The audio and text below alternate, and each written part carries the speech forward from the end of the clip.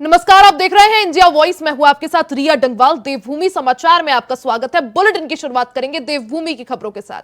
काशीपुर से बड़ी खबर आपको बता दें। खबर काशीपुर से है, जहां सीएम धामी आज दौरे पर रहे। सीएम धामी ने संत समागम में शिरकत की और सिख गुरुओं के साथ कार्यक्रम में शामिल हुए। साथ ही गोराया पेपर मिल में आयोजित कार्यक्रम में भी शामिल हुए।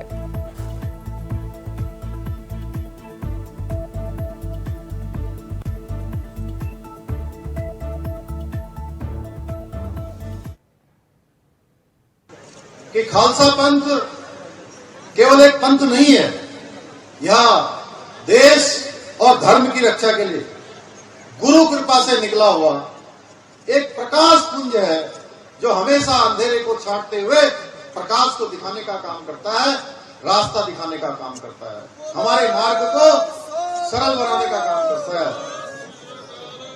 इस पंथ ने कितनी विपरीत परिस्थितियों में, कितने हालात खराब थे, विदेशी ताकतों को झुकने के लिए हमेशा मजबूर किया।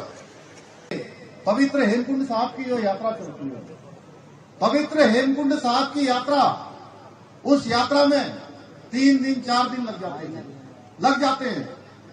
और जो हमारे बड़े बुजुर्ग होते हैं, जो शारीरिक रूप से कमजोर होते हैं, उनके लिए तो वो यात्रा अत्यधिक ही कठिन होती है। उस यात्रा को भी सफल बनाने के लिए कि अब आने वाले समय में हेमकुंड साहब की जो यात्रा कई दिनों की यात्रा होती थी, वो यात्रा भी हमारी अब महज 45 मिनट में पूरी हो जाएगी, क्योंकि 850 करोड़ रुपए की लागत से हेमकुंड गोविंद घाट रोपवे का शिलान्यास हमारे प्रधानमंत्री जी ने कर दिया है भाई। वहीं खबर देहरादून से है, जहां लोकसभा चुनाव को देखते हुए भारतीय जनता पार्टी ने राजधानी में अपने चुनाव कार्यालय का शुभारंभ कर दिया है। चुनाव कार्यालय का शुभारंभ किया गया है, जिसका शुभारंभ मुख्यमंत्री पुष्कर सिंह धामी ने किया। इस दौरान प्रदेश अध्यक्ष महेंद्र भट्ट और प्रदेश चुनाव प्रभारी दुष्यंत कुमार गौतम भी मौजूद रहे। पार्टी के चुनावी कार्यालय से प्रदेश के 5 लोकसभा सीटों को कंट्रोल करने का काम किया जा सकेगा।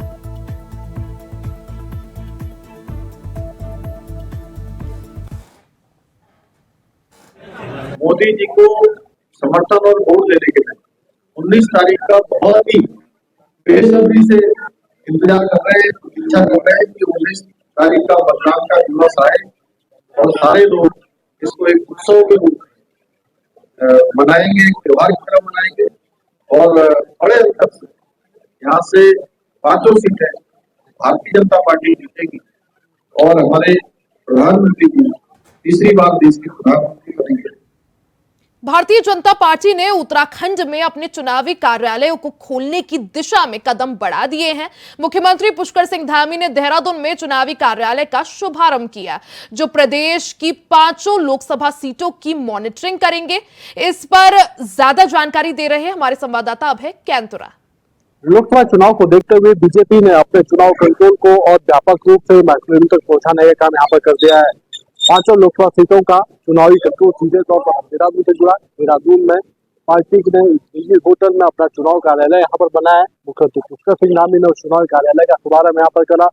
बीजेपी की रणनीति है कि जो कमियां अब तक चुनाव में रही है, जिस चीजों को उजागर हो रहा है, उनको जल्द से जल्द दूर करने का काम किया जाएगा, ताकि उत्तराखंड की 5 लोकसभा सीटों पर बड़ी जीत हासिल की जा सके।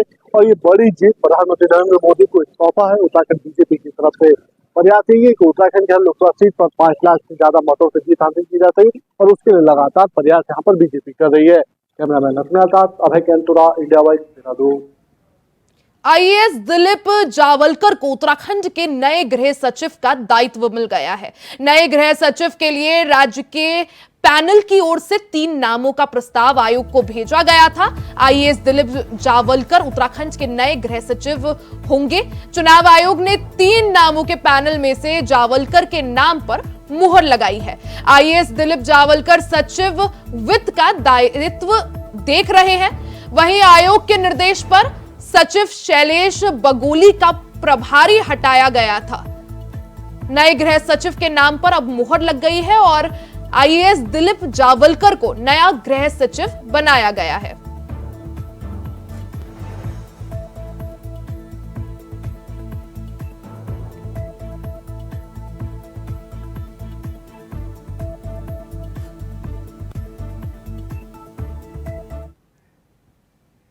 वहीं बीजेपी के पौड़ी गढ़वाल से लोकसभा प्रत्याशी अनिल बलूनी ने लैंसडाउन क्षेत्र में चुनावी प्रचार प्रसार किया, जहां चुनावी प्रचार के दौरान हजारों की संख्या में लोग अनिल बलूनी से मिलने और सुनने के लिए आए। वहीं महिलाओं ने भी बीजेपी प्रत्याशी का जोरदार स्वागत किया।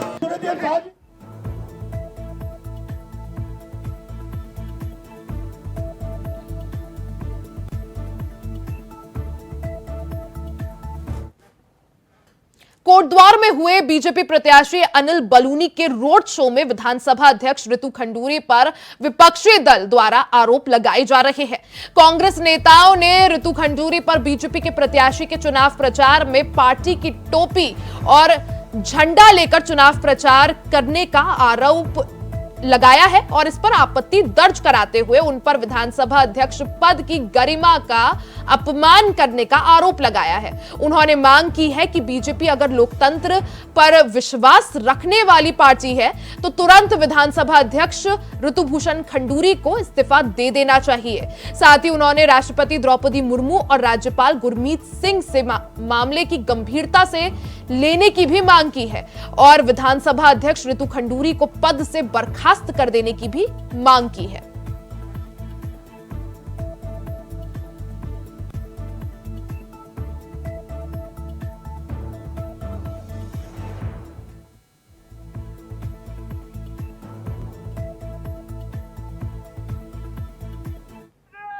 भारतीय जनता पार्टी चुनाव जीतने के लिए सभी धर्म और कर्म को ताक पर रख सकती है।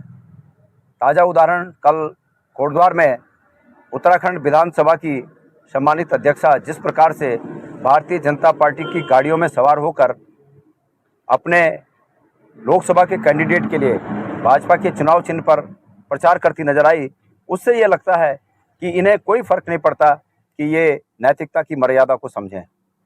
मैं इन्हें नैतिकता का पाठ पढ़ाना चाहता हूं और अगर ये वाकई लोकतंत्र में विश्वास करते हैं तो इन्हें तत्काल पद से इस्तीफा देना चाहिए और अगर ये इस्तीफा न दे तो महामहिम श्री राज्यपाल या भारत की महामहिम राष्ट्रपति जी इस बात का संज्ञान लें और तत्काल इन्हें उस पद से बर्खास्त करें। देखिए, विधानसभा अध्यक्ष का जो पद है उसकी एक अपनी गरिमा है, उसकी अपनी एक मर्यादा है, उसको हम पीठ कहते हैं। उसमें बैठा हुआ व्यक्ति एक बार जब उसके लिए उसका चयन हो जाता है, बेशक वो किसी भी राजनीतिक दल से निर्वाचित होकर के आया हो, चुन करके आया हो, लेकिन जब वो पीठ पर बैठ जाता है, जब वो विधानसभा अध्यक्ष हो जाता है तो उसकी एक मर्यादा का पालन करना होता है, उसको एक अनुशासन में रहना होता है। आपने बहुत बड़े उदाहरण अगर आप देखेंगे उत्तर प्रदेश से लेकर के उत्तराखंड में विधानसभा के अध्यक्षों की कुर्सी पर बैठे हुए व्यक्तियों ने जिस प्रकार का आचरण किया, उसका बहुत सारे उदाहरण है। पुरुषोत्तम दास टंडन उत्तर प्रदेश की विधानसभा के अध्यक्ष रहे। एक बार उनके खिलाफ किसी सदस्य ने टिप्पणी कर दी, अगले दिन विधानसभा में आकर के पुरुषोत्तम दास टंडन जी ने यह कहा कि मैं इस कुर्सी पर तब बैठूंगा जब पूरा सदन इस बात का आश्वासन मुझे देगा कि मेरी निष्पक्षता पर किसी प्रकार का कोई। तो खबर पर ज्यादा जानकारी के लिए हमारे साथ संवाददाता तुषार गुप्ता जुड़ गए हैं। तुषार, जिस तरह से उत्तराखंड विधानसभा अध्यक्ष ऋतुभूषण खंडूरी को लेकर, क्योंकि वो अनिल बलूनी की जनसभा में शामिल हुई और रोड शो में भी शामिल हुई, उसको लेकर अब सियासत पूरी तरह से गरमाई हुई है। तुषार, क्या है पूरा मामला? संवैधानिक पद पर रहकर किसी पार्टी का प्रचार प्रसार नहीं कर सकते और इसी को लेकर जो कांग्रेस है वो सवाल उठाती हुई रितु खंडूरी की जो विधानसभा अध्यक्षता है उस पर उठा रही है और उनका कहना है कि उन्होंने इस दौरान जब उनकी जो पौड़ी सीट से प्रत्याशी हैं भाजपा के अनिल बलूनी, उनकी जनसभा और रोड शो के दौरान उन्होंने जो भाजपा पार्टी का जो टोपी है वो रखी थी, साथ साथ उन्होंने झंडा ले रखा था। तो ऐसे में वो साफ तौर पर किसी पार्टी का प्रचार प्रसार करते हुए नजर आए, जो एक विधानसभा अध्यक्ष को नहीं करना चाहिए था, जो उनकी गरिमा के विपरीत है। तो ऐसे में कांग्रेस उनका सवाल उठाती हुई साफ तौर पर नजर आ रही है और उनकी मांग है कि राज्यपाल और जो राष्ट्रपति हैं वो तत्काल प्रभाव से विधानसभा अध्यक्ष को उनकी कुर्सी से हटा दे। तो ऐसे में जो सियासत है वो बढ़ती हुई नजर आ रही है। भाजपा का यह कहना है कि पहले से ही कांग्रेस ने हार मान ली है और ऐसे में कांग्रेस बहाने ढूंढ रही है कि वो कौन से बहाने यूज करे हार के बाद। तो ऐसे में जो सियासत है रितु खंडूरी को लेकर देखने को मिल रही है पूरे प्रदेश भर में। अब देखना होगा कि इसका निष्कर्ष के बाद में क्या निकलता है। जी की बात की जाए तो लगातार विधानसभा अध्यक्ष ऋतुभूषण खंडूरी पर हमले किए जा रहे हैं, वार किए जा रहे हैं। ऐसे में बीजेपी का क्या कहना है? देखिए, बीजेपी का कहना है कि साफ तौर पर जो वो कांग्रेस पार्टी है वो उन्होंने अपनी हार मान ली है और ऐसे में वो बहाने शुरुआत से ही ढूंढती हुई नजर आ रही है कि वो कौन से बहाने से हम भारतीय जनता पार्टी से को लगाए। लेकिन साफ तौर पर संविधान पद पर जो रितु खंडूरी है वो है और ऐसे में उन्हें पार्टी का प्रचार प्रसार नहीं करना चाहिए था। जो पद की गरिमा है उन्हें रखनी चाहिए थी और ऐसे में उन्होंने जिस तरह से उन्होंने कांग्रेस ने भी आरोप लगाए कि जिस तरह से रितु खंडूरी वहां प्रचार प्रसार करती हुई नजर आई तो पार्टी को ही ये फैसला ले लेना चाहिए था कि या रितु खंडूरी को, क्योंकि जिस तरह से भाजपा पार्टी बात करती है कि लोकतांत्रिक पार्टी है तो ऐसे में उन्हें इस्तीफा दे देना चाहिए। लेकिन भाजपा भी फिलहाल टैकल करते हुए नजर आ रही है। जो आरोप लगाए जा रहे हैं उनका कहना है कि रितु खंडूरी का बिल्कुल भी ऐसा मानना नहीं था, क्योंकि वो विधानसभा भी कोट द्वार से आती हैं तो ऐसे में उनका मूल हक है कि वो अपनी पार्टी के लिए प्रचार प्रसार कर सके। जी तुषार, साथ ही जिस तरह से लगातार कांग्रेस जो है रितु खंडूरी के इस्तीफे की मांग कर रही है, उनको बर्खास्त करने की मांग कर रही है, अब इसमें आगे क्या कुछ, और जिस तरह से Bharatiya Janata party damage control के लिए क्या कदम उठाती हुई दिखाई दे रही है?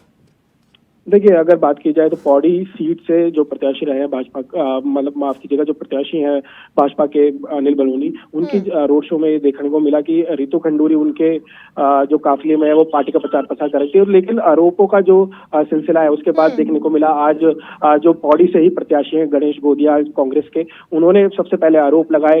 उन्होंने बोला कि गरिमा में रहना चाहिए था विधानसभा अध्यक्ष को और नैतिकता जो पद की होती है उसे संभालना चाहिए था। जिसके बाद कांग्रेस के जो जितने भी कहा जा सकता है जो प्रवक्ता हैं, पदाधिकारी हैं, वो हमला बोलते हुए नजर आ रहे हैं। तो कहीं ना कहीं आने वाले समय में या फिर पूरे लोकसभा चुनाव में इसको लेकर सियासत हम देख सकते हैं। जी बिल्कुल तुषार, तो कांग्रेस की तरफ से कई सारे जो है सवाल उठाए जा रहे हैं। अब देखना होगा कि आगे क्या कुछ होता है इस मामले में। बहुत बहुत शुक्रिया आपका तमाम जानकारी साझा करने के लिए। वही खबर देहरादून से है, जहां मुजफ्फरनगर के रामपुर तिराहा कांड के 2 आरोपियों को आजीवन कारावास और 50,000 रुपए जुर्माने की सजा सुनाई गई है। इस सजा मिलने पर मुख्यमंत्री पुष्कर सिंह धामी और प्रदेश अध्यक्ष महेंद्र भट्ट ने न्यायपालिका का आभार प्रकट किया है। मुख्यमंत्री पुष्कर सिंह धामी ने कहा कि देर से ही सही लेकिन दोषियों को सजा मिलना न्याय व्यवस्था का पर जनता और राज्य आंदोलनकारियों के भरोसे को जगाती है। आपको बता दें कि 30 साल बाद मुजफ्फरनगर के रामपुर तिराहा कांड में कोर्ट में 2 आरोपी पीएसी जवानों को उम्र कैद और 50-50 हजार रुपए के जुर्माने की सजा सुनाई गई है।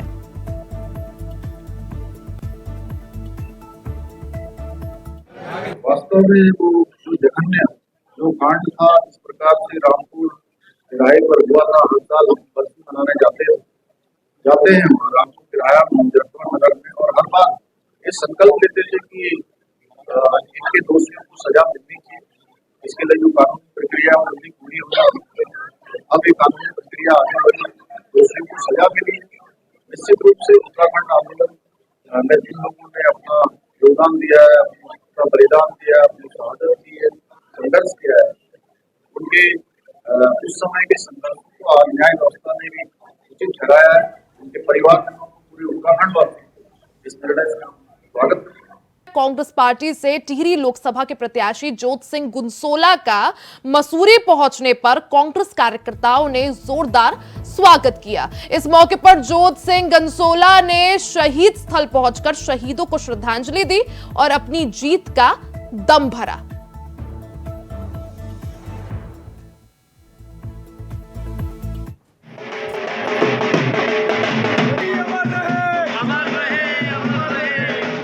ये चुनाव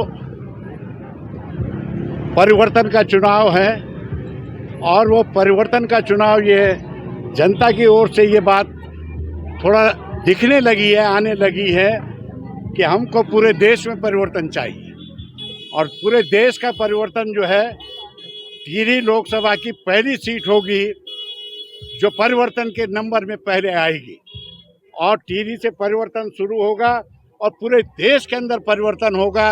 और ये सत्ताधारी जो दल है, जो पार्टी है, उसके सामने दुनिया भर की चुनौतियां आ गई खड़ी हो चुकी है। ये देख रहे हैं कि हमारे जननायक जो हैं राहुल गांधी ने जो है पूरे देश को घूम घूम कर आम जन की उन समस्याओं से जुड़ने का प्रयास किया, सुनने का प्रयास किया और उसका हल करने का प्रयास किया। खबर देहरादून से है, जहां लोकसभा चुनाव के लिए प्रिसाइडिंग अधिकारियों को पर्यटन विभाग के ऑडिटोरियम में ट्रेनिंग दी गई। जिला निर्वाचन अधिकारी सोनिका ने अधिकारियों को निर्देश देते हुए कहा कि ट्रेनिंग में बताई जा रही बातों का चुनाव के दौरान पूरा ध्यान रखें। साथ ही ईवीएम के संचालन से लेकर लिफाफों को सील करने तक में तय प्रक्रिया का पालन करें। साथ ही निर्देश दिए कि पोलिंग पार्टी में शामिल अधिकारी और कर्मचारी किसी भी राजनीतिक दल या प्रत्याशी संस्था से कोई सामान ना ले।